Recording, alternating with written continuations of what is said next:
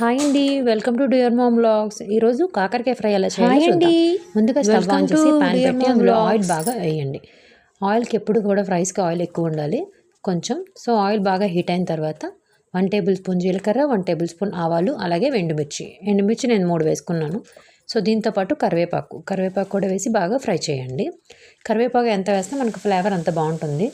So చూడండి, బాగా fry అయిన తర్వాత కడిగిన కాకరకాయ ముక్కలు ఉప్పు నీళ్ళల్లో బాగా కలిపేసి ఉంచిన తర్వాత ఆ కరిగిన కాకరకాయ ముక్కలు తీసుకొచ్చి మళ్ళీ బాగా మగ్గించాలి. మగ్గించిన తర్వాత కారం అనేది మనం బాగా మగ్గిన తర్వాతే ఫ్రైస్కి వేస్తాం కాబట్టి బాగా మగ్గిన తర్వాత మనం ఒక 2 to 3 టేబుల్ స్పూన్స్ కారం వేయండి. దీంతోపాటు మనకి అడిషనల్గా ధనియాలు, వెల్లుల్లి, ఎండుమిర్చి పౌడర్ కూడా ఉంది. సో ఆ పౌడర్ వేస్తే కొంచెం ఫ్లేవర్ బాగుంటుంది.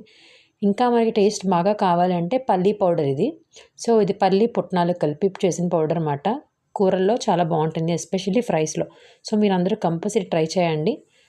అలాగే మన ఛానల్ని లైక్ చేయండి, షేర్ చేయండి. తప్పకుండా సబ్స్క్రైబ్ మాత్రం మర్చిపోవద్దు. Bye bye.